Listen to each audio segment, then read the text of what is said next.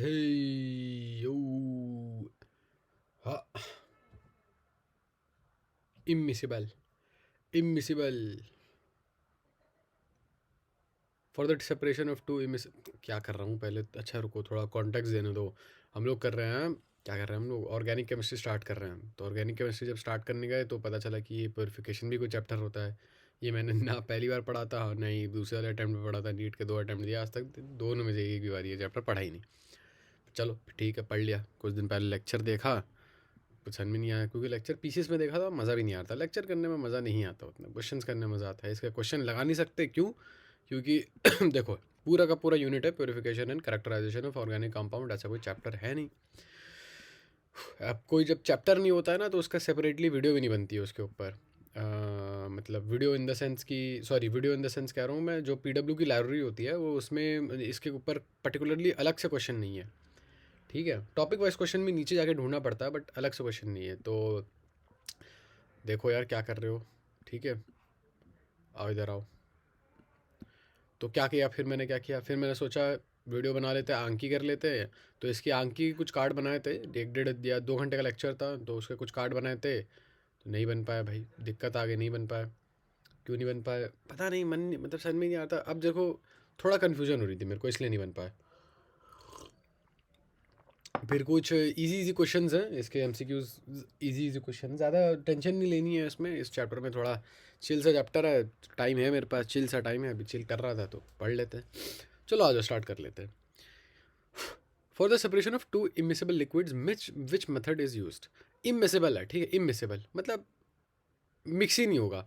Distillation वगैरह कब use करता है, फ्रैक्शनेटिंग कॉलम या फ्रैक्शनल डिस्टिलेशन वगैरह कब यूज़ करते हैं भैया? जब जो दो मिसिबल चीज़ें होती हैं और जिनका जो वो होता है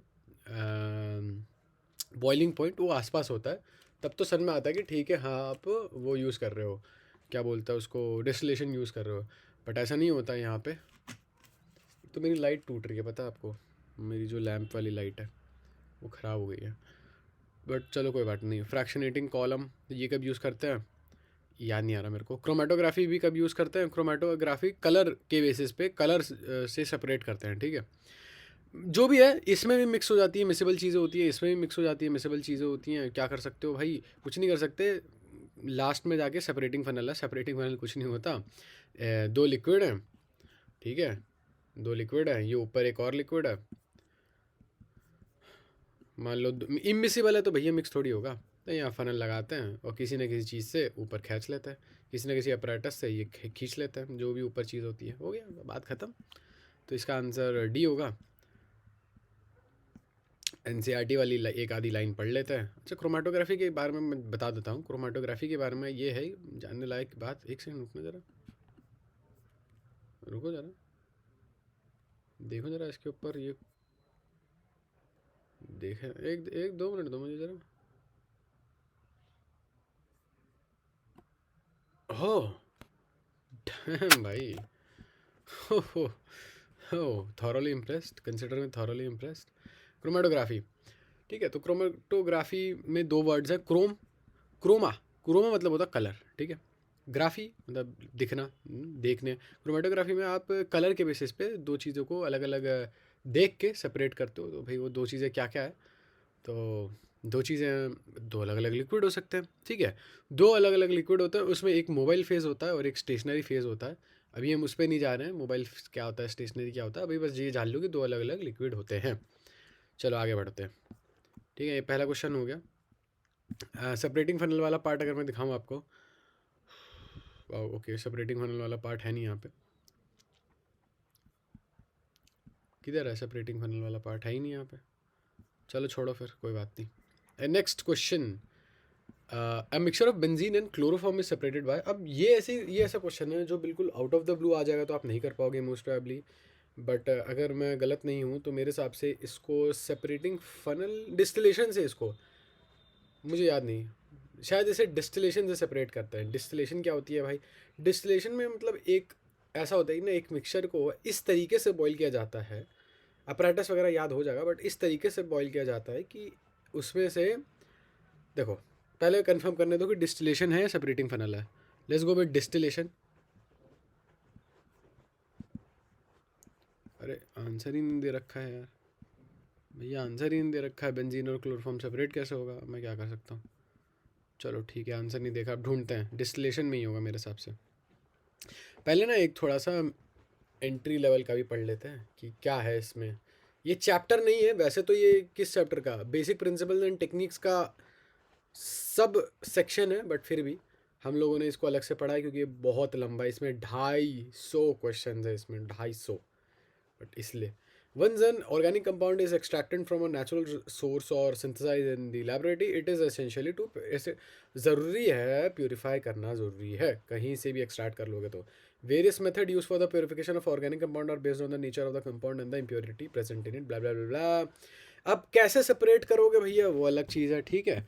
पानी में तेल मिला हो, अगर पानी में तेल मिला हो, ठीक है, वाटर प्लस ऑयल को आप अलग तरीके से सेपरेट करोगे। अगर पानी में रेत मिले होगे तो वाटर प्लस सैंड, ये अलग तरीके से सेपरेट होगा और ये अलग तरीके से सेपरेट होगा, नेचुरल से चीज़ है।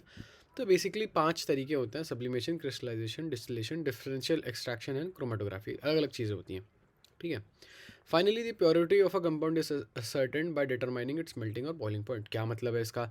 प्योरिटी 99% प्योर, ठीक है, 99% प्योर क्रिस्टल, अगर आपको याद हो ना ब्रेकिंग बैड में, तो प्योरिटी कैसे 96% की प्योरिटी, 91% की प्योरिटी, ये सब कैसे?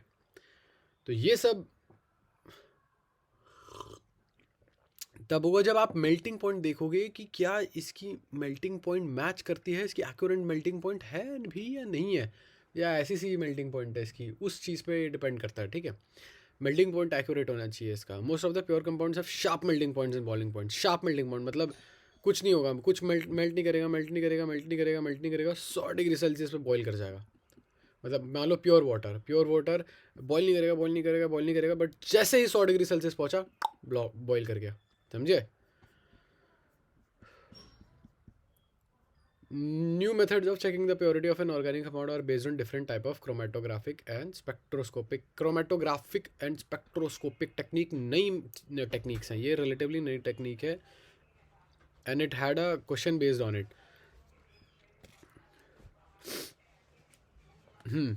Moving on, it had a क्या कर रहा था मैं? हाँ, तो मैं बेंजीन और क्लोरोफॉर्म देख रहा था। बेंजीन एंड क्लोरोफॉर्म आएगा डिस्टिलेशन में, है ना, मैंने कहा था डिस्टिलेशन में आएगा। लेट मी चेक कि डिस्टिलेशन में है भी या नहीं है। फ्रैक्शनल डिस्टिलेशन है,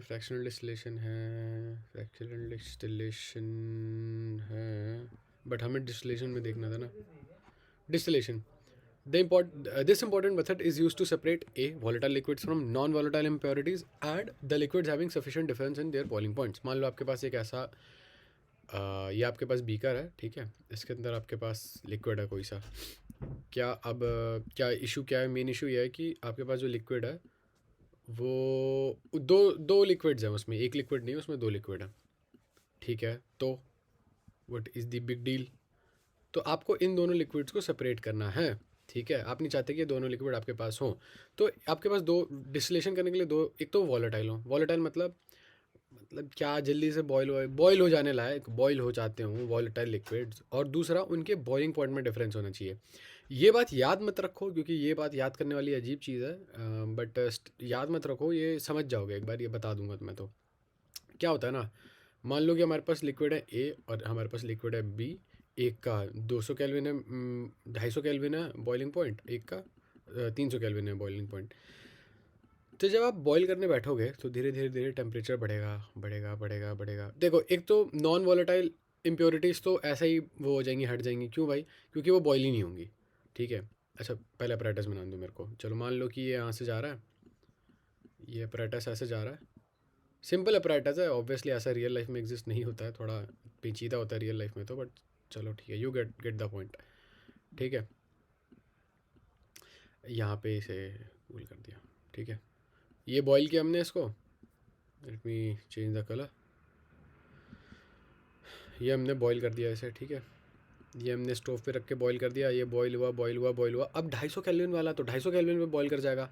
250 केल्विन पे लाके हमने टेम्परेचर जो है पॉज कर दिया कि भैया इससे आगे नहीं बढ़ाएंगे, 250 केल्विन पे पॉज। आप 250 केल्विन पे जब पहुंच गए तो 250 केल्विन वाला फ्लूइड या लिक्विड तो हो गया, वो तो बॉईल हो गया।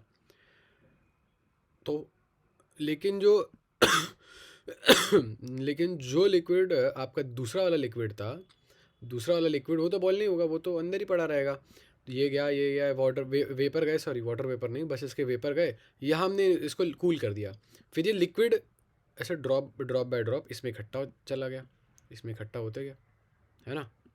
तो अब बचा जो यहाँ पे आपके पास बचा, वो यहाँ पे आपके पास जो बचा वो था लिक्विड बी, और यहाँ पे आपके पास जो इकट्ठा हुआ वो था लिक्विड ए। तो ये होता है डिस्टिलेशन। आओ देखते हैं क्या इसमें एग्जांपल आता भी है, नहीं आता है।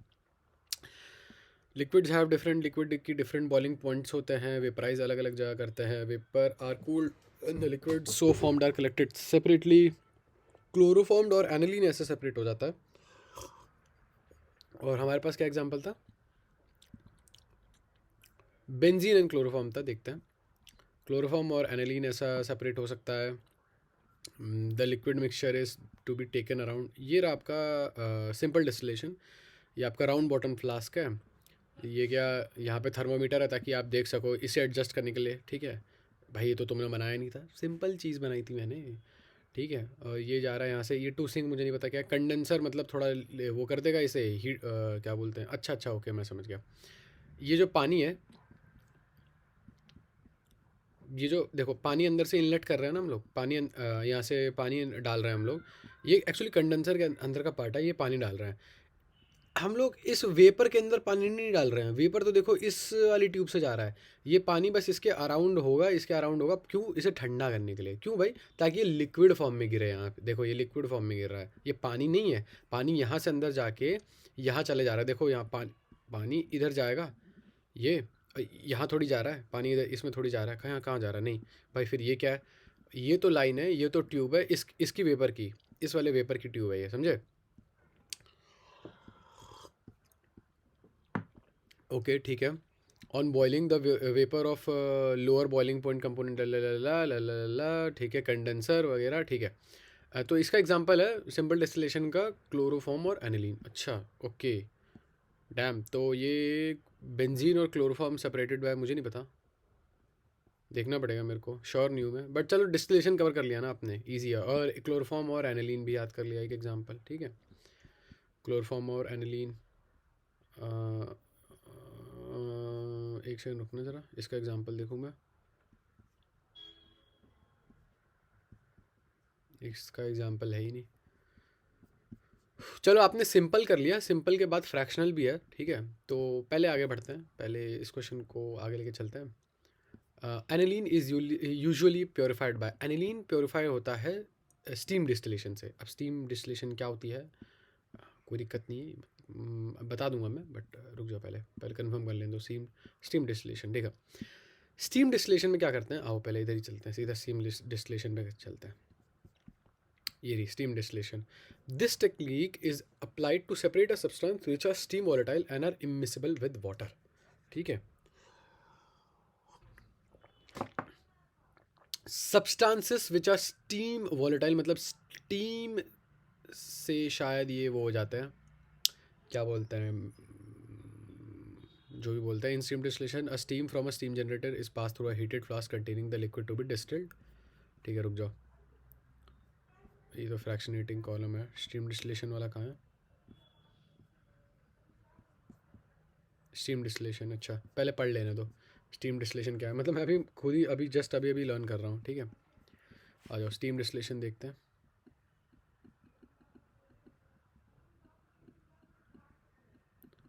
स्टीम डिस्टिलेशन, स्टीम डिस्टिलेशन, ठीक है। ये जो हंस रही है दुनिया मेरी नाकामियों बताना कस रही है दुनिया।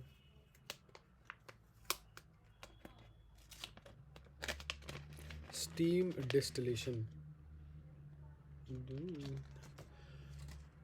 देखिए अभी यार रुक जाओ, स्टीम डिस्टिलेशन देखते हैं, रुको वेट। ठीक है, इसमें स्टीम डिस्टिलेशन में steam from a steam generator is pass through a heated flask containing liquid to be distilled, the mixture of steam and volatile organic compound is condensed and collected. रुक जाओ, मुझे ना पहले ये पूरा का पूरा डायग्राम उठाना पड़ेगा ताकि मैं साइड बाय साइड रीड कर वो देख सकूँ। मुझे बार बार नीचे स्क्रॉल करना पड़ रहा है ना। ये पूरा डायग्राम लो, इधर ड्रॉप करो।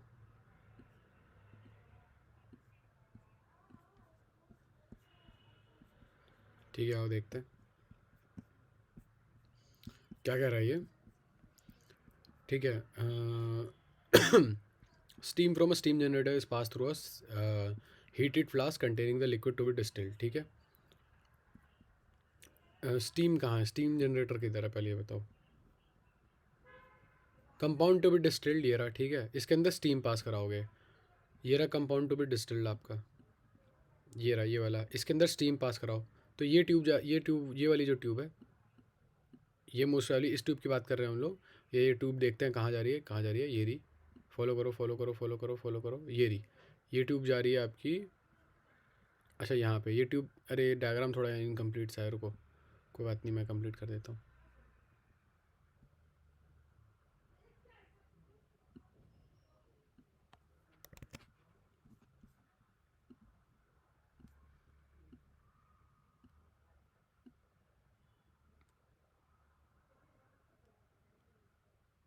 ये रहा, ठीक है।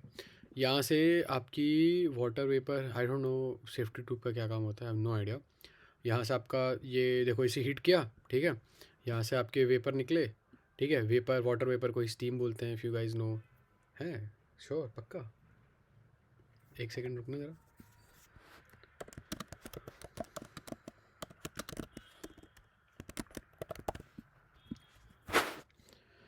Steam is an invisible gas which appears as a mist or fog. What is the difference between steam and water? Steam is the form of vapor produced when substance is boiled, but when a अच्छा,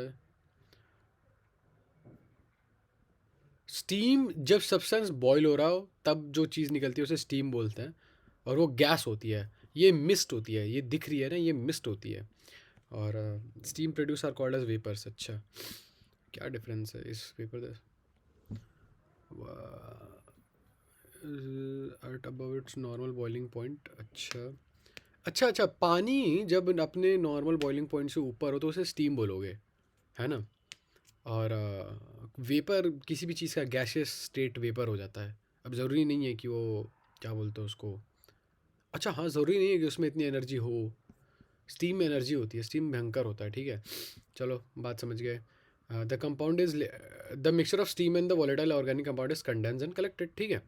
okay, अब ये जो compound है, ये जब boil हुआ, ये जब बॉईल हुआ,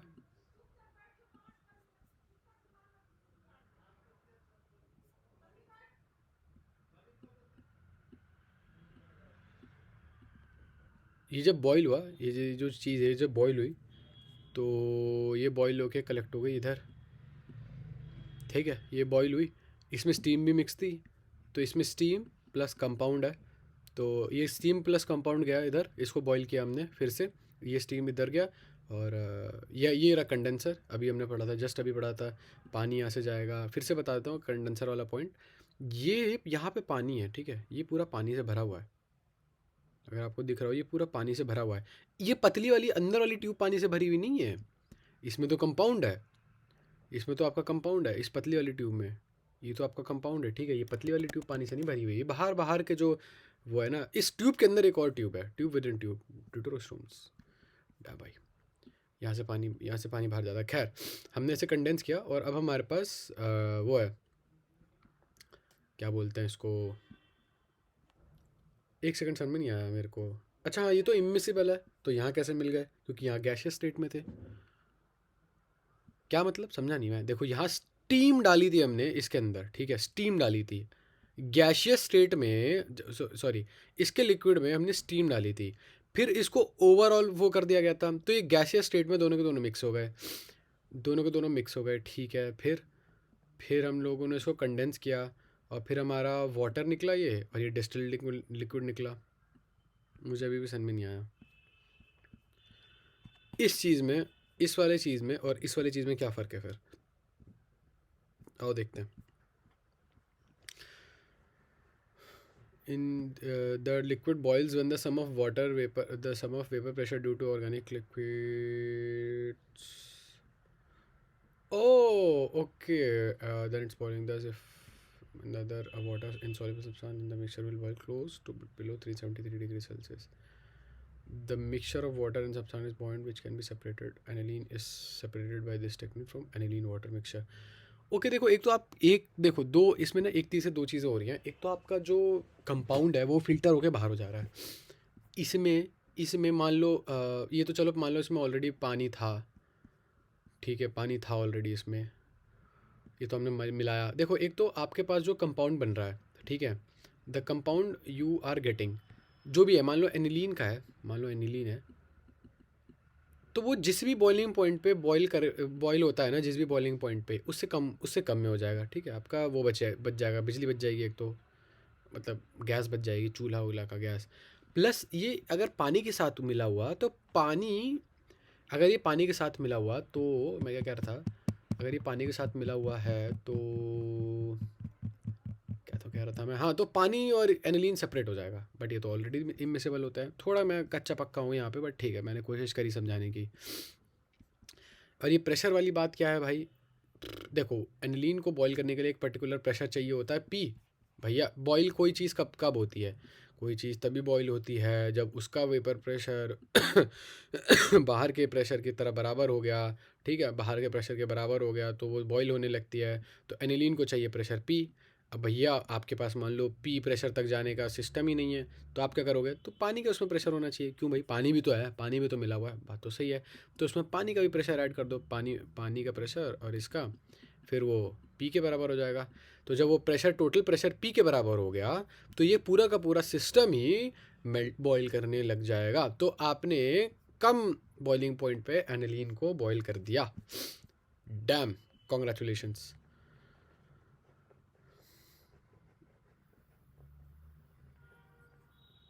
ठीक है, आगे बढ़ो।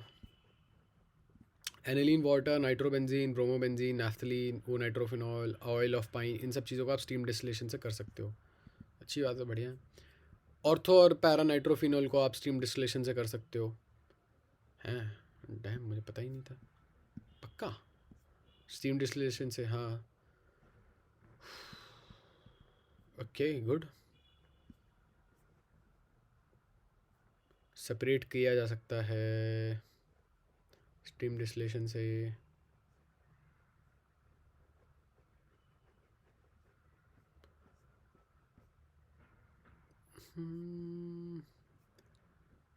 Steam from a steam generator is pass, liquid boil, ठीक है, the compound is later separated. चलो देखते हैं, अगर मैं गलत भी हुआ तो धीरे धीरे करके सही हो ही जाएंगे यार, धीरे धीरे करके सही हो जाएंगे। चलो आओ आगे बढ़ते हैं, ठीक है। स्टीम डिस्टिलेशन से इनको सेपरेट किया जा सकता है, याद कर लो, अब क्या ही कर सकते हो। हो जाएगा हो जाएगा। ये वैसे भी पहला राउंड है, पहले राउंड में हम पिटते हैं, पहला राउंड हमारा हमेशा ख़राब जाता है, तो there is nothing new in that. Distillation under reduce pressure is use for glycerol. Distillation under reduce pressure होता क्या है, पहले एक बार वो देख लो। वैसे इसका आंसर ग्लिसरॉल है। ग्लिसरॉल को स्पेंट लाई से, साबुन बनाते समय निकाला जा रिड्यूस प्रेशर के अंदर डिस्टिल किया जा सकता है। आओ देखते हैं डिस्टिलेशन अंडर रिड्यूस प्रेशर, देखते हैं, ये रहा। One of the technological applications of fractional distillation, technological application क्या है फ्रैक्शनल डिस्टिलेशन की, डिफरेंट क्रूड ऑयल को, पेट्रोलियम इंडस्ट्री में डिफरेंट क्रूड ऑयल को, अलग अलग क्रूड ऑयल को, है ना, different fractions of crude oil को निकाला जा सकता है। अब होता क्या है ये distillation under reduce pressure, this method is use to purify liquids. ये मेथड हम यूज़ कर सकते हैं उन लिक्विड्स को प्योरीफाई करने के लिए जिनका बॉइलिंग पॉइंट बहुत ज़्यादा हाई है और वो अपने बॉइलिंग पॉइंट से नीचे डिकम्पोज कर जाएंगे। ठीक है जी, अच्छा। सच लिक्विड्स, ऐसे लिक्विड को हमें ऐसे टेम्परेचर पे बॉईल करना है जो उनका नॉर्मल बॉइलिंग पॉइंट से नीचे हो। हम प्रेशर कम कर देते हैं। अच्छा रुक जाओ यार, मेरे लास्ट वाले में शायद स्टीम डिस्टिलेशन में मैंने ये बता दिया गलती से, मुझे ऐसा लग रहा है, बट लिखा तो है लास्ट में, लिखा तो है। अच्छा चलो ठीक है, स्टीम डिस्टिलेशन वाला पॉइंट अभी रखते हैं। अब मुझे श्योर नहीं हो कि स्टीम डिस्टिलेशन वाले में भी ऐसा होता है या नहीं होता है, रिड्यूस प्रेशर वाले में तो पक्का होता है। अच्छा हाँ, हाँ, हाँ, हाँ, वो कॉन्सेप्ट जो मैंने बताया था ना कि प्रेशर बराबर हो जाता है, दोनों का प्रेशर मिल जाता है, तो एनालीन अपने नॉर्मल बॉइलिंग पॉइंट से जल्दी वो हो जाता है। क्या बोलते हैं, क्या हो जाता है?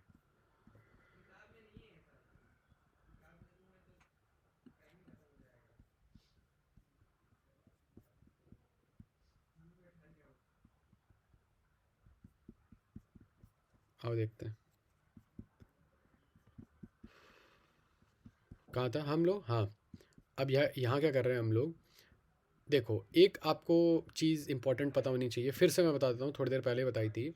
कोई भी लिक्विड तब बॉईल करता है जब उसका जो, मान लो ये लिक्विड है, ठीक है, मान लो ये लिक्विड है,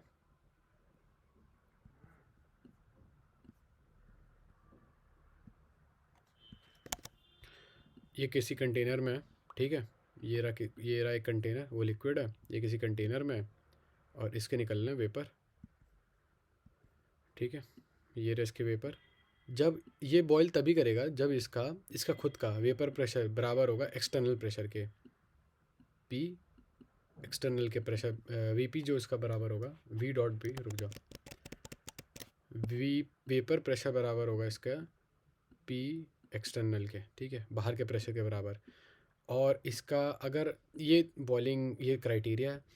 अब दिक्कत क्या है, इनका बॉइलिंग पॉइंट बहुत ज़्यादा हाई होता है, तो नहीं कर सकते भैया, नहीं कर सकते बॉयल। अब क्या करें भाई?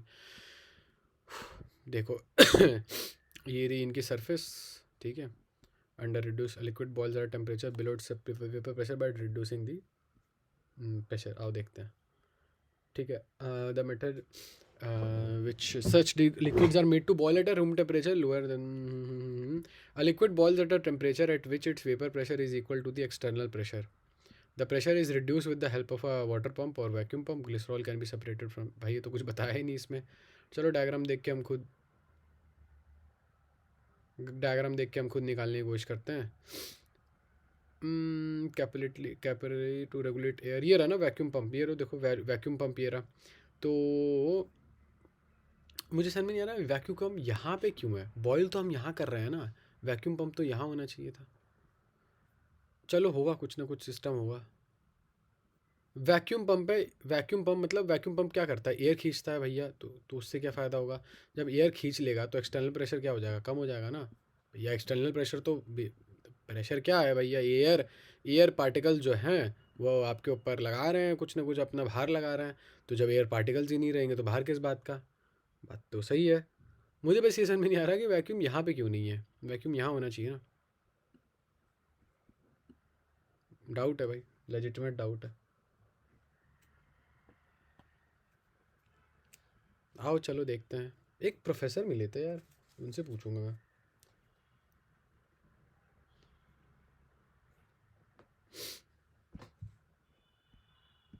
चलो आओ देखते हैं, आगे बढ़ते हैं।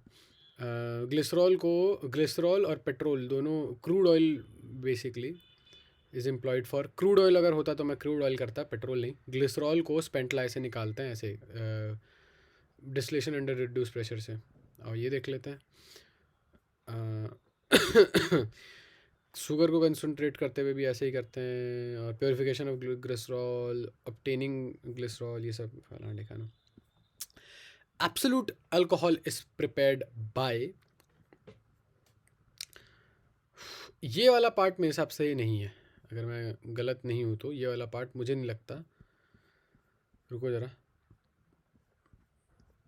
स्टीम डिस्टिलेशन हो गया ना, हाँ, ये वाला पार्ट अगर मैं सही हूँ तो ये वाला पार्ट मेरे हिसाब से नहीं है। एजियोट्रोपिक जिसे कहते हैं। देखो, absolute alcohol is prepared by, मैं श्योर नहीं हूँ बट ऐसा कुछ मैंने पढ़ा था कि एब्सोल्यूट अल्कोहल में क्या, एब्सोल्यूट अल्कोहल मतलब क्या? उसमें सिर्फ और सिर्फ अल्कोहल हो, ठीक है, सिर्फ और सिर्फ अल्कोहल हो, यानी कि उसमें पानी ना हो। और वो तब होता है जब आपका जो पूरा का पूरा कंपाउंड है वो एक ही एब्सोल्यूट, कोई भी चीज़ एब्सोल्यूट कब होगी? जब उसमें सारी के सारे मॉलिक्यूल एक ही चीज़ के होंगे। सारे के सारे मॉलिक्यूल जब एक चीज़ के होंगे तो वो मोर और लेस एक ही बॉइलिंग पॉइंट पे बॉईल करेंगे। जब किसी कंपाउंड में ऐसे लिक्विड होते हैं जो सिर्फ और सिर्फ एक ही किसी पर्टिकुलर बॉइलिंग पॉइंट पे सारे मॉलिक्यूल वो हो जाते हैं, बॉयल हो जाते हैं, तो उन्हें हम कहते हैं एजोट्रॉपिक मिक्सचर। तो इसलिए एक्ज़ोटोपिक डिस्टिलेशन से बनता है ये। मतलब मेरा एक्सप्लेनेशन बहुत ख़राब है क्योंकि मुझे पता ही नहीं है एक्ज़ोटोपिक डिस्टिलेशन होती क्या है। तो बट मुझे आंसर मुझे पता है कि एब्सोल्यूट अल्कोहल ऐसे ही बनता है, और मैंने जहाँ तक लॉजिक पढ़ा सुना था वो लॉजिक भी कुछ ऐसा ही था। ठीक है, no other compound is formed, hence no there is no boiling point का difference, so whole compound boil at BBT. The latest technique used for purification for organic compound in latest technique क्या थी भाई? Chromatography और spectroscopy जो भी था, स्पेक्ट्रोट्रोपिक ऐसा कुछ था, स्पेक्ट्रोस्कोपी था, यही था। अरे देख लेना भाई, सही बात है, देख ही लेता हूँ ना। स्पेक्ट्रोस्कोपिक मैंने क्या बोला था? कुछ ऐसा ही बोला था मैंने। ये पुरानी टेक्निक है, ये नई टेक्निक है भाई, नई जमाने की टेक्निक है। इन पेपर क्रोमेटोग्राफी, अब आ गए हम लोग क्रोमेटोग्राफी पे। पेपर क्रोमेटोग्राफी पे क्या होता है? आ जाओ क्रोमेटोग्राफी पे आ जाओ।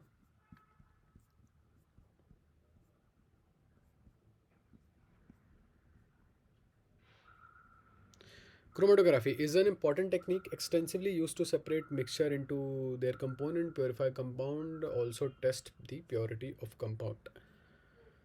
Chromatography is based on the Greek word chroma for color. Since ठीक है, okay.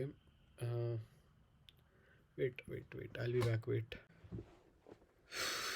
ठीक है भाई, बहुत दिन हो गए, वो वीडियो बहुत दिन पहले बनाई थी, उसके वीडियो का दूसरा पार्ट मैं बना रहा हूँ अब। तो मैंने देखा क्रोमेटोग्राफी पढ़ रहे थे हम उस वीडियो के एंड में। आ जाओ कंटिन्यू करते हैं। तो ठीक है भाई, क्रोमेटोग्राफी वर्ड आया क्रोमा से, क्रोमा माने कलर। क्रोमेटोग्राफी में mixture of substances applied on to a stationary phase. देखो अब स्टेशनरी फेज क्या हो गया? Stationary phase and there is a difference between stationary phase and solvent.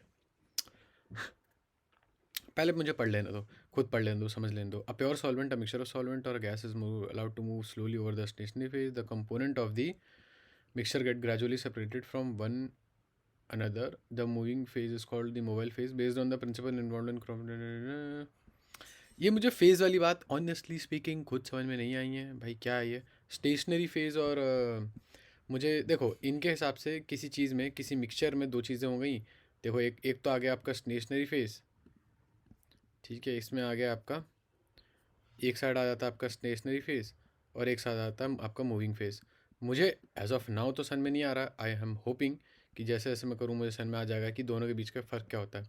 क्या है? मूविंग फेज़ है, MP moving phase.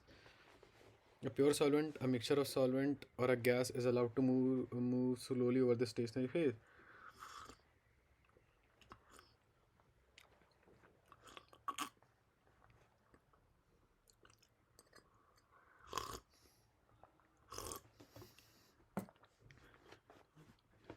The components of the mixture get gradually separated from one another. The moving phase is called the mobile phase.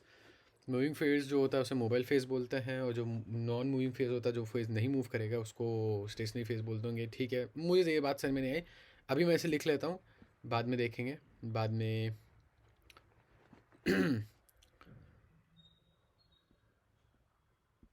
Note down कर लेते हैं हम इसे।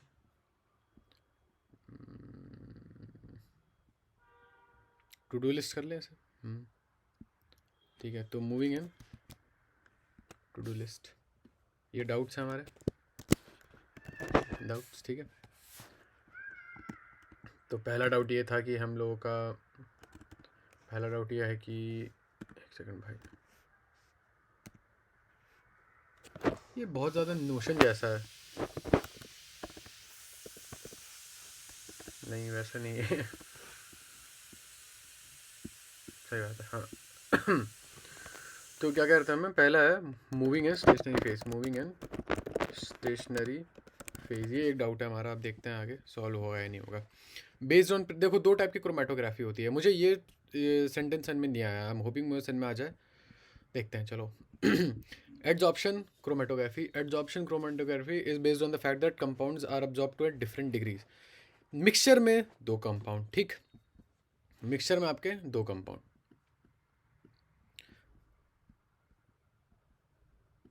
अब mixture में दो कंपाउंड है, दोनों की एड्जॉर्प्शन लेवल ना अलग अलग होता है, दोनों का एड्जॉर्प्शन लेवल अलग अलग होता है। ठीक है, एक ये कंपाउंड हो गया, एक ये कंपाउंड हो गया। ये ज़्यादा मतलब अगर मैं इसमें हो सकता है कि किसी चीज़ के साथ अगर मैं जोड़ दूँ, मतलब मैं यहाँ एड्जॉर्प्शन करवाऊँ जब मैं, एड्जॉर्प्शन पता है ना, ये कोई सब्सटेंस है, ये कोई सरफेस है, इसके ऊपर चीज़ों का चिपकना। एब्जॉर्प्शन में अंदर चला जाता है, एडजॉर्प्शन में ऊपर ऊपर रह जाता है, ठीक है। ठीक है ना।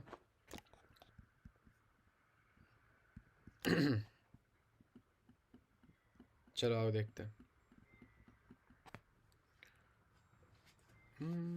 मीरोज made for tablets, I don't have a tablet. मैं इन मतलब बिच एस लोगों से कह रहा हूँ कि grow this channel, help me grow this channel. We are at around 100 videos and still no growth, no tangible growth. और ये बिच एस लोग ग्रोथ नहीं करवा रहे मेरी, बिच एस पीपल। ठीक है भाई, हो गया हो गया। कहाँ से लूँगा एक टैबलेट, एक राइटिंग पैड नहीं ले पा रहा हूँ मैं। Adsorption chromatography is based on the fact, देखो डिफरेंट डिफरेंट डिग्रीज पे। Commonly use adsorption adsorbents are silica gel and alumina. Silica gel alumina ले लेते हैं और एडजॉर्प्शन करवाते हैं। और हो सकता है compound A plus compound B, दो कंपाउंड है, कंपाउंड ए ज़्यादा एडजॉर्ब हो जाए, कंपाउंड बी ज़्यादा नहीं हो। When a mobile phase is allowed to move a stationary phase adsorbent. Stationary phase अपना एडजॉर्बन है, ठीक है। उसके ऊपर मोबाइल फेज। अच्छा, मोबाइल फेज के अंदर हमारे दोनों कंपाउंड आ जाते हैं। अच्छा, okay, make sense. The compound of the mixture moves by varying distance over the stationary phase following are two types of chromatographic technique based on the principle of differential absorption. Differential absorption मतलब अलग अलग adsorption, अलग अलग इसलिए हो रही है क्योंकि उनकी एड्जॉर्प्शन कैपेबिलिटी अलग अलग है। एड्जॉर्प्शन कैपेबिलिटी अलग है, तो एक चीज़ ज़्यादा एड्जॉर्ब होती है, एक चीज़ कम एड्जॉर्ब होती है, by nature he, by nature. और कॉलम क्रोमेटोग्राफी और थिन लेयर क्रोमेटोग्राफी। चलो भाई, ये सब क्या क्या आ गया, आ जाओ एक डायग्राम देख लेते हैं जरा। कॉलम क्रोमेटोग्राफी है ये, पहली पहली चीज़ आती है हमारी कॉलम क्रोमेटोग्राफी। आओ, तुम्हें पता है ना कि मुझे खुद कोई आइडिया नहीं है, मतलब मुझे ज़ीरो आइडिया रहता है। वो तो बस मैं ऑन द स्पॉट कैसे तैसे लर्न कर लेता हूँ ना, होता तो मुझे मुझे खुद को ज़ीरो आइडिया होता है। आओ देखते हैं, लेट्स वर्क ऑन दिस।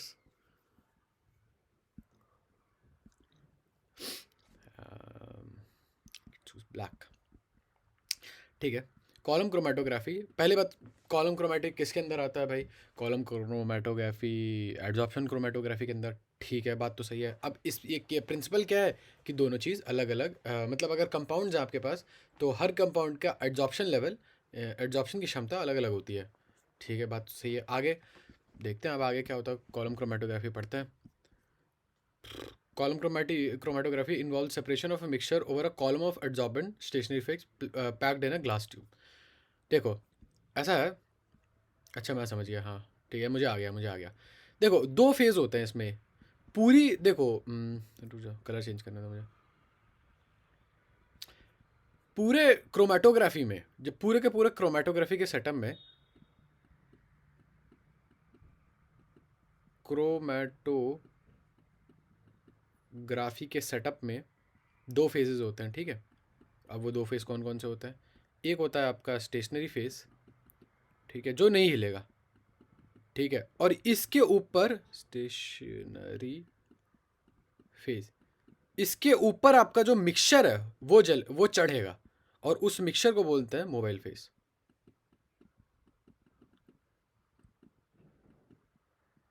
ठीक है। मोबाइल फेज उस मिक्सचर का नाम है, और ये मिक्सचर इसके ऊपर चढ़ेगा। अब एडजॉर्ब होगा कि एब्जॉर्ब होगा वो तो वक्त ही ना बताएगा, लेकिन ये समझ जाओ कि स्टेशनरी फेज कहीं इधर से उधर नहीं होता है, और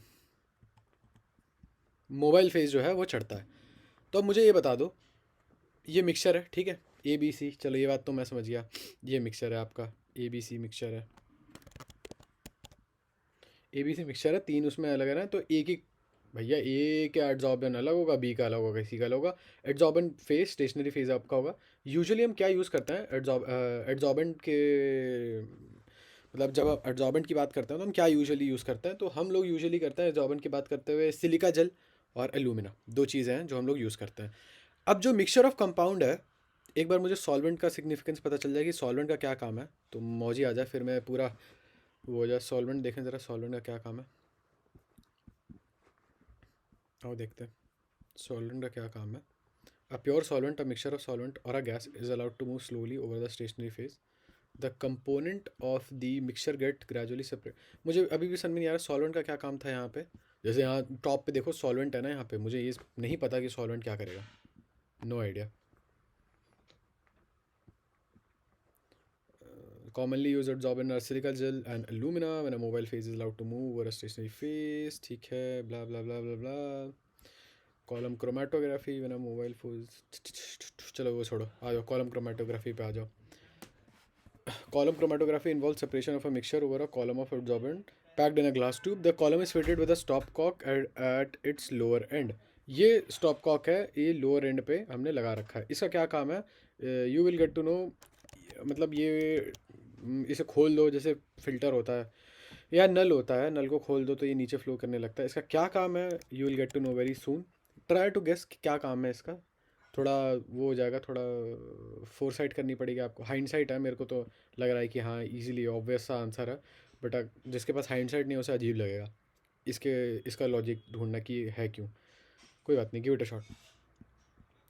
the mixture absorbed on the absorbent is placed on top of the adsorbent packed in a glass tube. An appropriate eluent, which is a liquid or a mixture of liquids, is allowed to flow down the column slowly. fuck भाई ये क्या है, eluent, a fluid used to elute sir, okay ठीक है भाई, thank you.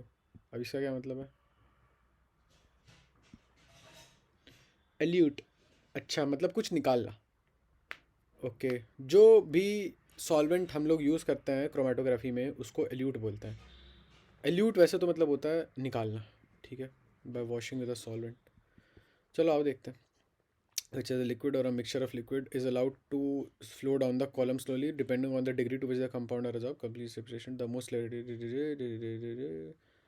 are retained near the top and other come down distance. ठीक है, okay अब ठीक है, एड्सॉर्प्शन हो गई यहाँ पे। अब एड्सॉर्प्शन जो हो रही है वो एक वेरिएंट डिग्री पर हो रही है। थिंक अबाउट इट, एड्सॉर्प्शन जो हो रही है वो एक वेरिंग डिग्री पर हो रही है। इसके अंदर दो चीज़ें थी, तीन चीज़ें थी, ए बी सी। तो एक कंपाउंड ए, ठीक है, एड्जॉर्ब हो गया, कंपाउंड ए एड्जॉर्ब हो गया, फिर बी प्लस सी हुआ। फिर धीरे धीरे टाइम के साथ जब आप ये कॉर्क खोलोगे ना, तो या चलो रुक जाओ, अभी ऐसे छोड़ दिया आपने, समय के साथ धीरे धीरे देखोगे तो ये सेपरेट हो गया, ये सेपरेट हो गया, ये सेपरेट हो गया, अलग अलग कलर, अलग अलग कलर आ गया, ये कलर आ गया, ये कलर आ गया, ये कलर आ गया। आपके दिमाग में होगा कि देखो भाई सबसे ज़्यादा नीचे तक ये गया है तो सबसे ज़्यादा एड्जॉर्ब यही हुआ होगा। फैलेसी है दिमाग की, बट ऐसा नहीं है। ये नीचे गया है ड्यू टू ग्रेविटी, सब नीचे ड्यू टू इसी वजह से गए हैं भाई। ये नीचे गया ड्यू टू ग्रेविटी की वजह से। जो सबसे ज़्यादा एड्जॉर्ब हो गया वो यहीं रुक गया, जो सबसे ज़्यादा एड्जॉर्ब हो गया उसको वो ग्रेविटी उसे टैकल नहीं कर पाई और वो यहीं रुक गया। तो सबसे ज़्यादा एड्जॉर्ब यही हुआ है। फिर एड्जॉर्बेंट, अगर मैं एड्जॉर्बेंट लेवल की बात करूँ तो सबसे ज़्यादा ए, फिर बी, फिर सी। सी सबसे ज़्यादा नीचे गया। सबसे ज़्यादा रिटेन जो हुआ है वो ए हुआ है।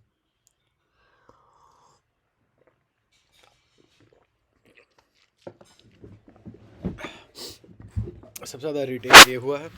खैर आगे बढ़ो। Mixture of compound A B C, adsorbent stationary phase हो गया, ग्लास वूल हो गया। मुझे नहीं पता ग्लास वूल क्या है, आई हैव नो आइडिया। ये अब मैं बताता हूँ, स्टॉप कॉक का पॉइंट ये था, इसे खोल दोगे ना तो धीरे धीरे धीरे धीरे नीचे आएगा, ये बूंद बाय बूंद नीचे आएगा और फिर आप सी सेपरेट कर सकते हो, सी पूरा का पूरा सेपरेट कर सकते हो। एड्जॉर्ब हुआ है, अब्जॉर्ब थोड़ी हुआ है, सी सेपरेट होगा। फिर बंद कर दो इसे और फिर ये ए और बी नीचे आ जाएंगे, फिर यहाँ ए आ जाएगा, यहाँ बी आ जाएगा और सी निकल जाएगा नीचे। तो सेपरेशन के लिए यूज़ होगा, ठीक है। खैर आगे बढ़ो, हो गया। थिन लेयर क्रोमेटोग्राफी क्या होती है, thin layer TLC is another type of adsorption chromatography which involve separation of substance of a mixture over a thin layer of adsorbent coated on a glass plate. यहाँ पे आपका adsorbent जो है वो glass plate हो, coated पे, glass plate के ऊपर कोटेड है वो, ठीक है। मतलब यहाँ पे एड्जॉर्बेंट क्या था, एड्जॉर्बेंट ये था पूरा का पूरा सिलिका जेल प्लस अलूमिना, और अलूमिना टेक्निकली स्पीकिंग, थोड़ा ऊपर जाके कंफर्म करते हैं। सिलिका जेल एंड अलूमिना, हाँ, और अलूमिना, दोनों में से कुछ भी यूज़ कर लो, क्या फ़र्क पड़ रहा है। Thin layer chromatography is another type of adsorption chromatography. अब thin layer of an adsorbent gel is, अच्छा, the plate is known as thin layer chromatography plate, और क्रोमो प्लेट उस प्लेट को बोलता है। The solution of the mixture to be separate is applied as a small pot above 2 centimeter above one end on of the TLC plate. ये TLC plate है. This is not that TLC tables ladder chairs. ये वाला TLC नहीं है. ये thin layer chromatography वाला TLC है. इसके ऊपर एक डॉट लगा दिया. फिर आगे क्या, अब आगे एडजॉर्ब होता जाएगा. तो एडजॉर्ब होके इसके अंदर जितनी भी चीज़ें होंगी ना, मान लो ये बहुत छोटा सा डॉट है, बट ये डॉट एक्चुअली रिप्रेजेंट करता है ए प्लस बी प्लस सी, तीनों चीज़ें ए प्लस बी प्लस सी. जैसे यहाँ पे ये डॉट, यहाँ पे तो तीनों मिक्सचर ऐसे लगे हुए थे. ये डॉट रिप्रेजेंट करता है आपका ए प्लस बी प्लस सी, वो जो डॉट था. तो वो एड्जॉर्ब होके ऊपर जाने लगेगा. ठीक है, तो ए पहुंच जाएगा किसी लेवल पे, बी पहुंच जाएगा कहीं और लेवल पे, सी पहुंच जाएगा इस लेवल पे. जो ज़्यादा एड्जॉर्ब होगा मेरे हिसाब से वो ज़्यादा ऊपर जाएगा, मेरे हिसाब से. देखते हैं अब क्या होता है क्या नहीं होता. तो ये रहा आपका क्रोमेटोग्राम. देखते हैं.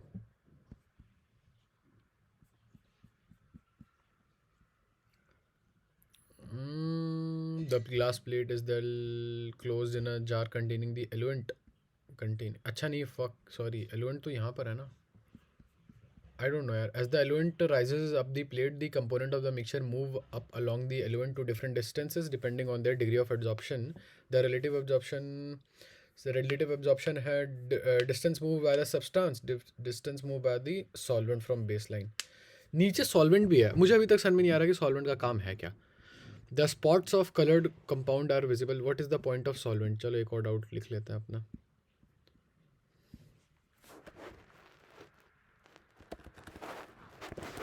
What is the point of solvent?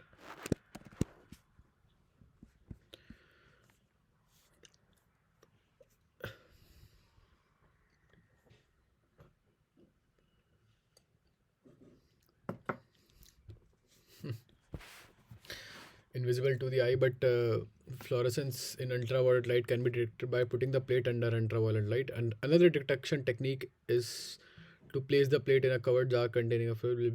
मुझे नहीं पता, आगे मैं नहीं पढ़ने वाला हूँ बिकॉज ये भसड़ मच जाएगी मेरे दिमाग में. ऑलरेडी मुझे समझ में नहीं आ रहा है कि सॉल्वेंट का क्या काम है, बट कोई बात नहीं. मेरा आंसर तो आ गया ना, मुझे आंसर से मतलब था. धीरे धीरे करके आ जाएगा, सब आ जाएगा. आगे बढ़ो. लास्ट क्वेश्चन क्या किया था हमने? Distillation under reduce pressure. ये ग्लिसरॉल के लिए होता है. हाँ, बहुत दिनों बाद. एब्सोल्यूट अल्कोहल इस एजोट्रोपिक डिस्टिलेशन है ना. एजियोट्रोपिक होता है वैसे तो, बट एजो लिखा है तो ठीक है, मैं मान लेता हूँ. हो सकता है अलग अलग चीज़ हो भाई, क्या पता. क्रोमेटोग्राफी हाँ, इसी बात पे हम शायद क्रोमेटोग्राफी पढ़ रहे थे ना. हाँ, ये क्वेश्चन हो गया था. फिर ये क्वेश्चन, अरे आई एम जेन्युइनली मीविंग. हाँ, इन पेपर क्रोमेटोग्राफी अभी हमने क्रोमेटोग्राफी पढ़ा है, बट आई गेस दोनों में कॉन्सेप्ट तो सेम ही होगा. Moving phase is liquid and stationary phase is liquid. Fuck नहीं, पेपर क्रोमेटोग्राफी पढ़ लेना चाहिए था. आओ पेपर क्रोमेटोग्राफी पढ़ लेते हैं यार, क्या फ़र्क पड़ रहा है. ठीक है, तो हमने, अगर आप देखोगे, हमने थिन लेयर क्रोमेटोग्राफी पढ़ लिया. और एक सेकेंड, क्या थिन लेयर, एक सेकेंड रुकना ज़रा. क्रोमेटोग्राफी में एड्जॉर्प्शन क्रोमेटोग्राफी में आता है कॉलम क्रोमेटोग्राफी और थिन लेयर क्रोमेटोग्राफी. ठीक है, फिर पार्टीशन क्रोमेटोग्राफी क्या है ये?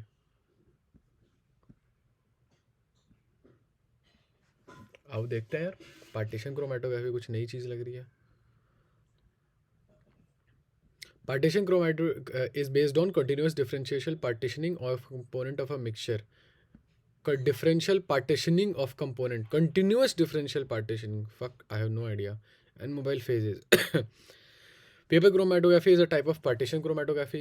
ये पार्टीशन क्रोमेटोग्राफी का जो प्रिंसिपल है वो एड्जॉर्प्शन के बेस पे नहीं है, एब्जॉर्प्शन बेसिस पे नहीं है. ठीक है, उसका प्रिंसिपल बिल्कुल अलग था. और ये एड्जॉर्प्शन क्रोमेटोग्राफी के अंदर नहीं आती है, लेकिन क्रोमेटोग्राफी के अंदर आती है.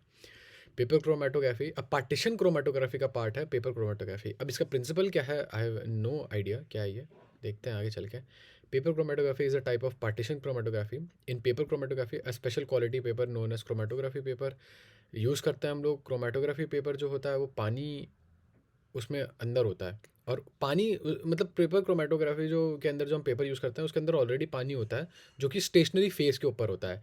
यानी कि जो अपना मोबाइल फेज़ होगा, यानी कि जो अपना सॉल्वेंट होगा. अभी मैंने थोड़ी देर पहले क्या बोला था, आम भाषा में समझाऊँ तो देखो, पहले थोड़ा मेरे को क्लियर कर लेने दो. क्रोमेटोग्राफी एक टेक्निक, ठीक है.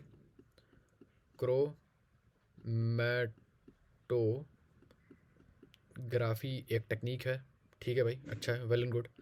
उसके अंदर दो चीज़ें होती हैं, एडजॉर्प्शन क्रोमैटोग्राफी जो कि बेसिस है, रुक जा बताऊंगा अभी, एडजॉर्प्शन, एडजॉर्प्शन होता है ना, हाँ यही होता होगा, ठीक है। और फिर आता है आपका पार्टीशन क्रोमैटोग्राफी।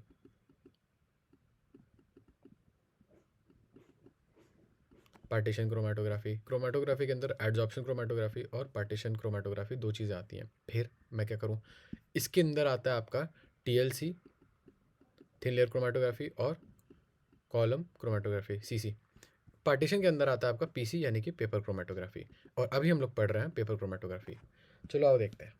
पेपर क्रोमैटोग्राफी के अंदर जो वो होता है स्टेशनरी फेज़ होता है। स्टेशनरी फेज़ वो फेज़ होता है जिसके ऊपर चढ़ के जाता है अपना मोबाइल फेज़, यानी कि चढ़ के या उतर के, सीढ़ी टाइप, ठीक है। सीढ़ी जो होता है वो स्टेशनरी फेज़ होता है, और जो आप खुद हो, आप ही तो मूव करके या तो ऊपर जाओगे या तो नीचे आओगे, वो आप मोबाइल फेज़ हो, ठीक है, आप मोबाइल फेज़ हो। और यहाँ पे मोबाइल फेज़ सॉल्वेंट होता है, उसके अंदर मिक्सचर होता है A+B+C। तो यहाँ पे जो पेपर यूज़ करते हैं हम लोग, वो पेपर जो होता है उसके अंदर ऑलरेडी पानी होता है। वो उस पेपर के अंदर जो पानी है, paper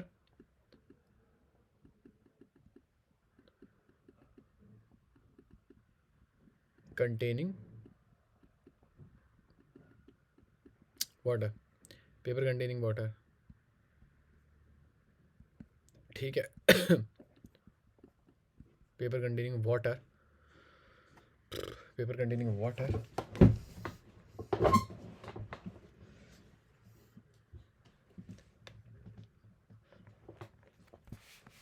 paper containing water, H2O।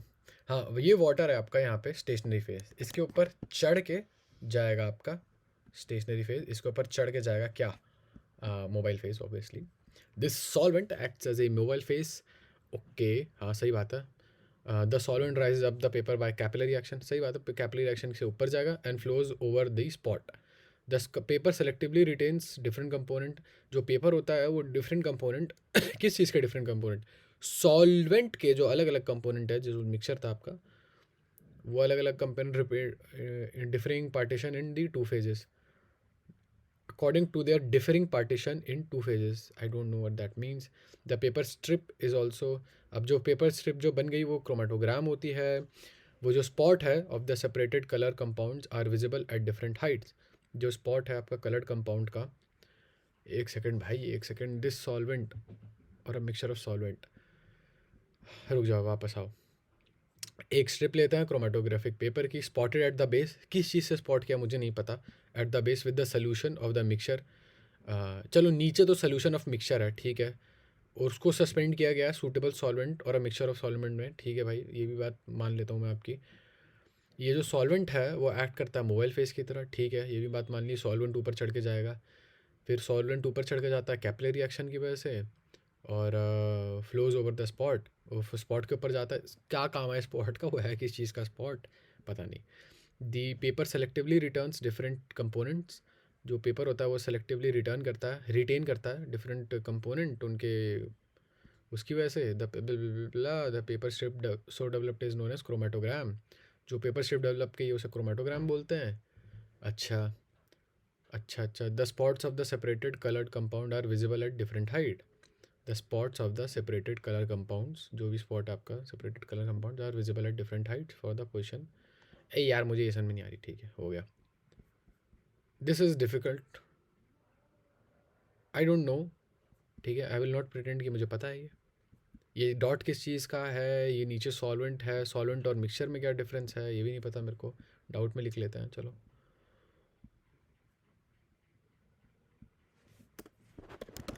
Is solvent and mixture different, is solvent and mixture different, और एक और डाउट आया था मेरे को। देखो मूविंग एंड स्टेशनरी फेज तो चलो क्लियर हो गया मेरे को मोटा मोटा, बट अभी मैं श्योर नहीं हूँ मूविंग फेज सॉल्वेंट क्यों है।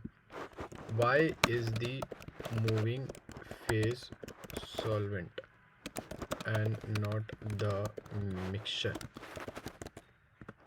What is the point of the dot. चलो मुझे इतना तो पता चल गया कि यहाँ पे दोनों ही चीज़ें लिक्विड होती हैं, है ना।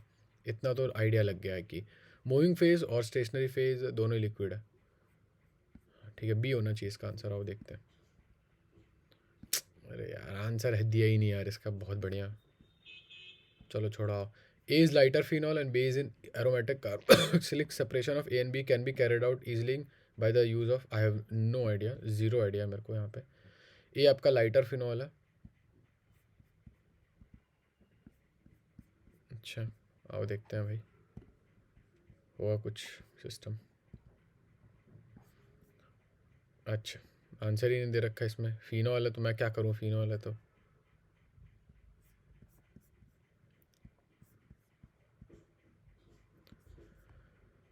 ओके ठीक है, तो sodium hydroxide, sodium sulphate, sodium sulphates और फिर कैल्शियम क्लोराइड है और सोडियम बाइकार्बोनेट है।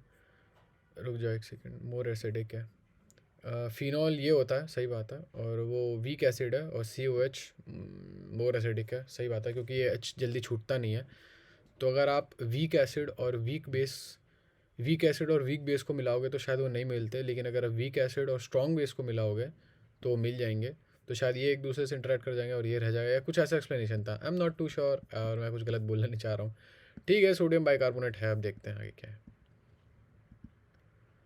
In the sodium fusion test of, अच्छा अब देखो ये हो गया, क्वालिटेटिव एनालिसिस आ गया, ये सब नहीं पढ़ा हम लोगों ने, है ना। हाँ ये सब नहीं पढ़ा अभी हमने। Okay so we did the purification वाला पार्ट तो हो गया हम लोगों का कैसे तैसे। एली वगैरह पार्ट वाला ये सब नहीं किया हम लोगों ने, ये है पता नहीं क्यों मैंने वो कर रखा है, ऐड कर रखा है। चलो हमने, we have a very very extremely brief idea कि हम क्या कर रहे हैं इस चैप्टर में। बहुत बहुत कम आइडिया हम लोगों को एक्चुअली में इस चैप्टर में हम लोग कर क्या रहे हैं प्योरीफिकेशन वाले में। बट ठीक है, okay it's not that bad, कुछ नहीं तो कुछ नहीं से कुछ सही। ठीक है ओके, आओ एक बार आंकी कार्ड्स देख लेते हैं और फिर इनके MCQ करने लग जाएंगे हम लोग। MCQ करना is best in my opinion. Adsorption chromatography principle क्या होगा कि भैया जो अलग अलग चीज़ें अलग अलग एडजॉर्ब होती हैं, और मोस्ट कॉमनली मतलब एडजॉर्प्शन लेवल अलग अलग होता है। यस ऑब्वियसली एडजॉर्प्शन, और मोस्ट कॉमनली यूज़ है एल्यूमिना और सिलिका जेल। दो काइंड होते हैं, TLC थिन लेयर क्रोमेटोग्राफी, और क्या था उससे पहला वाला जो था, कुछ तो था, कॉलम क्रोमेटोग्राफी और थिन लेयर क्रोमेटोग्राफी। ओके ये इजी था यार, इजी था, ये वाला इजी था। थिन लेयर क्रोमेटोग्राफी में क्या होता है, it involve separation of mixture over a thin layer, सही बात है। A thin layer about 2 centimetre या 2 millimetre of an adsorbent alumina और सिलिका जेल जो भी है, spread over a glass plate. ठीक है, आपने एक ग्लास प्लेट ली, उसको कोट कर दिया एल्यूमिना से, मान लिया मैंने आपकी बात, चलो ठीक है, ये लिया आपने और उसको एल्यूमिना से कोट कर दिया। ये आपका एल्यूमिना है, एल्यूमिना की कोटिंग है, मस्त कोटिंग है, कोट कर दिया आपने। आगे बताओ मेरे को। The plate is known as thin layer, पता नहीं मेरे को, और a chromo plate. The solution of the mixture to be separated is applied as a small spot above 0.2 centimetre, अब रुक जाओ, 2 सेंटीमीटर और 0.2 mm थिक। अच्छा अच्छा अच्छा, अगर मैं साइड से देखूँ तो ये ऐसा दिखेगा और 0.2 mm थिक होगा। मतलब इसको अगर मैं ऐसे गोल घुमा दूँ, ऐसे 90 डिग्री ऐसे गोल घुमा दूँ इस एक्सिस पे, तो ये ऐसा दिखेगा, इतना मोटा होगा। मतलब साइड से देखोगे तो, यहाँ से देखोगे तो, ठीक है, ये 0.2 mm थिक होगा। और यहाँ पे आपको 2 सेंटीमीटर ऊपर, ये ऑब्वियसली काफ़ी बड़ी होगी तब तो, 2 सेंटीमीटर ऊपर आपने क्या कर दिया, ये the solution is applied as a small spot. एक सोल्यूशन ऑफ द मिक्सचर, जो भी मिक्सचर है उसका एक वो लगा दिया आपने, लाइक बिंदी टाइप, और वो 2 सेंटीमीटर ऊपर यहाँ पे मार दिया आपने। आगे बताओ। Thin layer chromatography, explain retardation factor. Okay ठीक है। The glass plate is then placed in a close jar containing the element. Element का काम क्या है मुझे यही नहीं पता। As the element rises up the plate the component of the mixture move along up the oh okay, I think उनका ये काम है। ये इस मिक्स यहाँ पर जो ये बिंदी टाइप की लगी है ये डॉट जो है, इसमें सिर्फ 3 चीज़ें हैं, A B and C। I guess ये स्टेशनरी फेस के ऊपर खुद नहीं चल सकते हैं, ठीक है। इनको कोई चलाने वाला चाहिए, अगर मैं गलत नहीं हूँ तो, अगर मेरा लॉजिक गलत नहीं है तो आओ देखते हैं। तो उनको कुछ चलाने वाला चाहिए, ठीक है। अब उनको कुछ चलाने वाला चाहिए तो वो इस जार में बंद है। पहले तो रुक जाओ, पहले तो मुझे ये मिटाने दो, ये चीज़ें मिटाने दो पहले मुझे, ठीक है।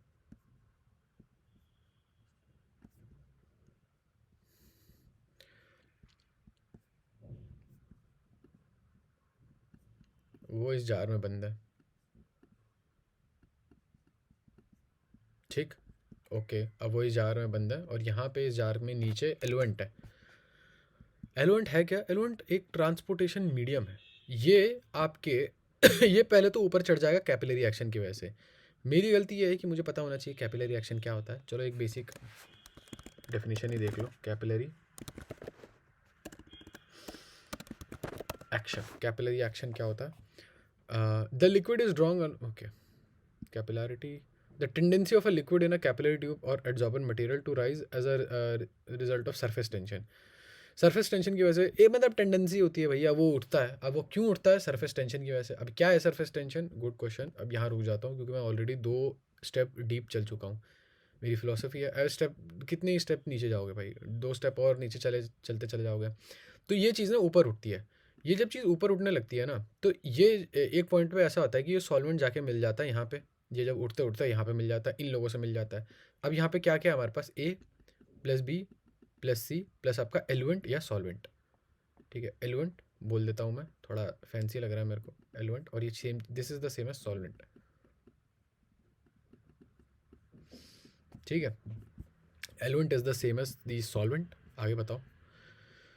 और the relative absorption of each component of the mixture is expect is, देखो अब क्या है। अब ऐसा है ना कि मान लो, अब मैं बता देता हूँ। अब मुझे ऐसा लग रहा है कि सन में आ रहा है मेरे को। ये रोड है, ठीक, ये रोड है, ये रोड है, इसके ऊपर चढ़ेगी कार, इसके ऊपर चलेगी आपकी कार, ठीक। ये रही आपकी कार, ओके, मस्त सी कार है ये आपकी, ठीक है। जब ऐसी आपके पास बहुत सारी कार हैं, ठीक है, 3 कार हैं, चलो 3 कार मान लो, ठीक है। आपके पास 3 कार हैं और आपके पास रास्ते में आते हैं 3 लोग। आपको रास्ते में मिलेंगे 3 लोग, एक पॉइंट के बाद, एक चेक पॉइंट के बाद, 2 सेंटीमीटर के चेक पॉइंट के बाद या 2 किलोमीटर जो भी है, 2 यूनिट के डिस्टेंस के बाद आपको मिलेंगे 3 लोग, ठीक है। एक ए, एक बी और एक सी। ऐसे आपके पास 3 कार हैं, आप तीनों को एक एक करके बैठाओगे अपनी कार में, ठीक है। रुक जाओ, पहले मुझे ये रास्ता लंबा करने दो।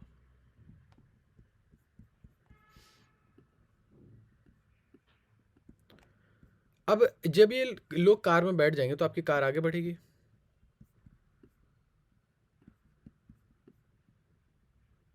ठीक है। ये आपकी कार आगे, अरे रुक जाओ, ऊपर वाली चीज़ आई नहीं, रुक जाओ। ये कार आपकी आगे बढ़ी, आगे बढ़ी, आगे बढ़ी। आपने मान लो यहाँ बैठाया, ठीक है। किसको बैठा लिया आपने? मान लो कि आपने बैठा लिया, अरे तो रोड भी चलने लग जाएगी, रुक जाओ। मान लो आपने बैठाया लाल वाले को, रुक जाओ पहले। मान लो आपने बैठा दिया लाल वाले को इधर, ठीक। एक सेकंड रुकना ज़रा।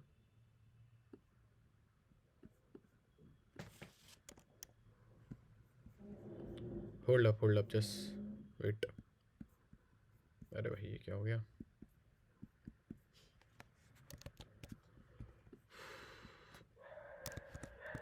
ठीक है, 3 का, अरे यार एक सेकंड रुको, बार बार वही गलती।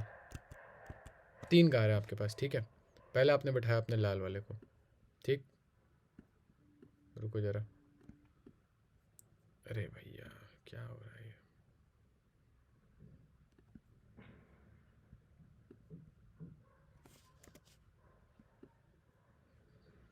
अब ये आपकी लाल वाली गाड़ी गई, गाड़ी गई, मान लो रास्ते पे यहाँ तक आई, ठीक है। अब मुझे रास्ता बड़ा करना पड़ेगा।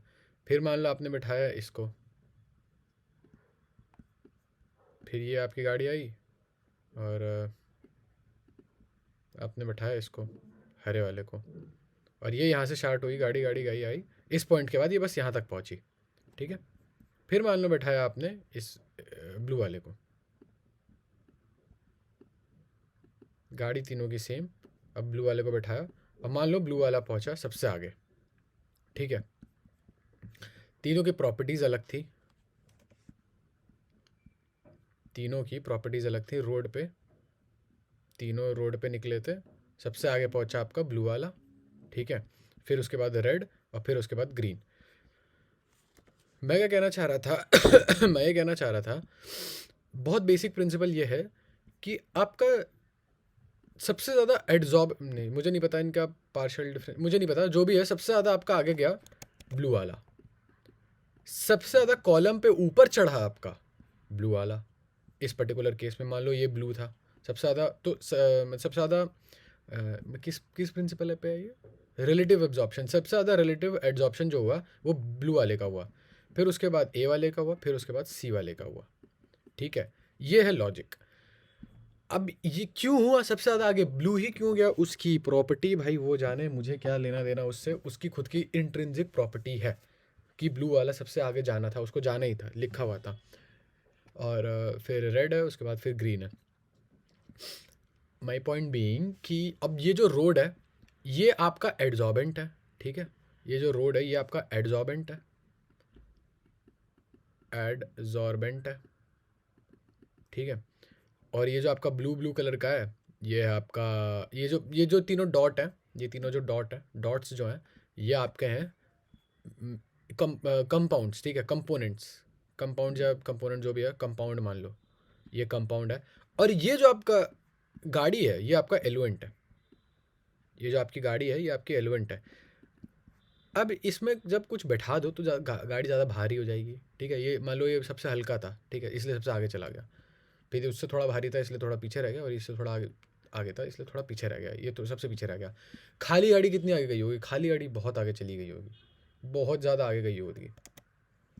अरे खाली गाड़ी हो, जो खाली गाड़ी होगी सबसे ज़्यादा आगे गई होगी। तो इनका जो रिटार्डेशन फैक्टर होता है, यानी कि कितना आगे जाएगा, वो बताता है कि भैया आपका रिटार्डेशन फैक्टर पे आओ जरा, distance travelled by the compound, compound ही तो बोलोगे, distance moved by the substance from base line X, ठीक है, बेस लाइन एक्स, ये आपका डिस्टेंस है बेस लाइन कंपाउंड, यानी कि कंपाउंड कितना ट्रैवल किया, कंपाउंड खुद तो ट्रैवल नहीं कर रहा था, गाड़ी में बैठ के गाड़ी आती है एलिमेंट, और एलिमेंट खुद कितना ट्रैवल किया था वो है वाई, एलिमेंट यानी कि आपका सॉल्वेंट, एलिमेंट सॉल्वेंट एक ही बात है, वो कितना ट्रैवल किया, solvent from the base line, ठीक है, Y X upon Y,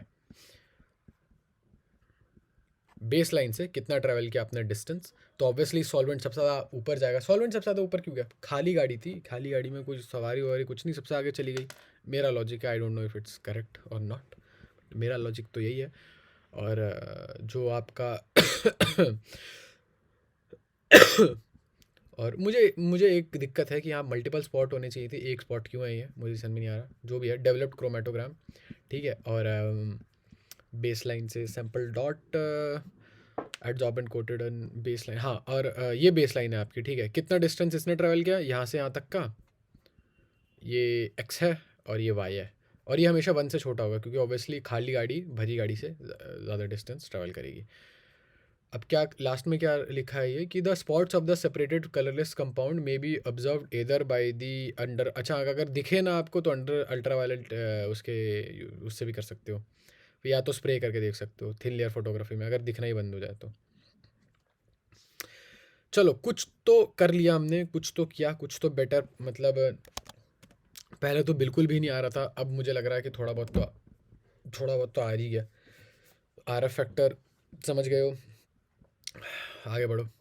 explain 3 main difference of TLC and paper chromatography. 3 main difference देखो, एक तो मीडियम का है कि वहाँ पे हम ग्लास प्लेट यूज़ करते हैं, और पेपर क्रोमेटोग्राफी में बस पेपर यूज़ करते हैं। और दूसरा क्या है कि भैया मूविंग फेज जो स्टेशनरी फेज जो होता है टीएलसी में वो सॉलिड होता है भाई, एल्यूमिनियम है या एल्यूमिना है और सिलिका जेल है, सॉलिड है।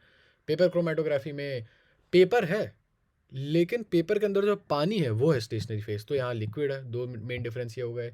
तीसरा मेन डिफरेंस हो गया कि वो एड्जॉर्प्शन पे काम करता है, कि एब्जॉर्प्शन की वेरिंग डिग्रीज ऑफ एड्जॉर्प्शन, ये इसका पता नहीं क्या अजीब सा, पेपर क्रोमेटोग्राफी का पता नहीं क्या अजीब सा ही कुछ था, याद नहीं मेरे को। Partition, based on partition principle है। वी हैव नो आइडिया कि पार्टीशन प्रिंसिपल क्या होता है एक्चुअली में। ठीक है, कोई बात नहीं, धीरे धीरे वो भी आ जाएगा। स्टेशनरी फेस बता दिया डिफरेंस। थिन लेयर क्रोमेटोग्राफी में कोरोसिव रिएजेंट यूज़ करते हैं, ठीक है।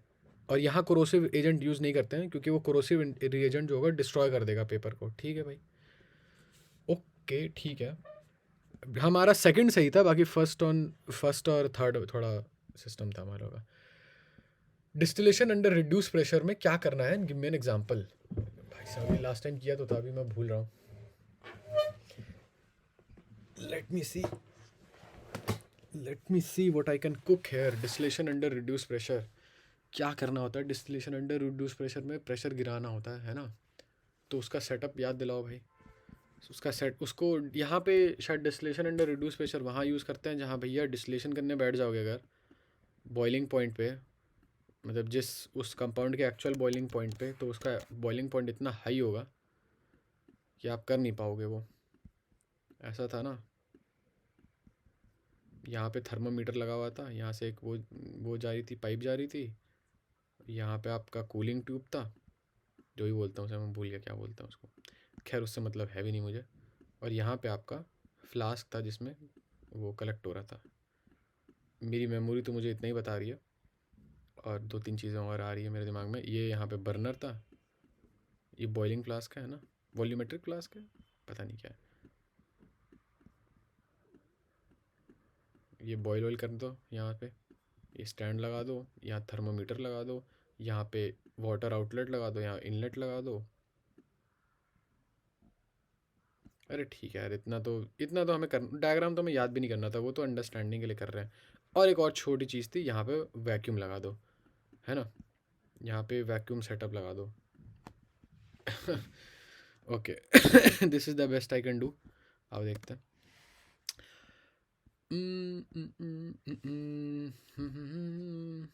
ठीक है, liquid boils at a temperature at which vapour pressure, ठीक है ठीक है। ग्लिसरॉल सेपरेट कर सकते हैं, हाँ ये तो कर ही लिया था इतना तो। मैं तो डायग्राम बना रहा था, अच्छा फालतू में डायग्राम तो पूछा भी नहीं था।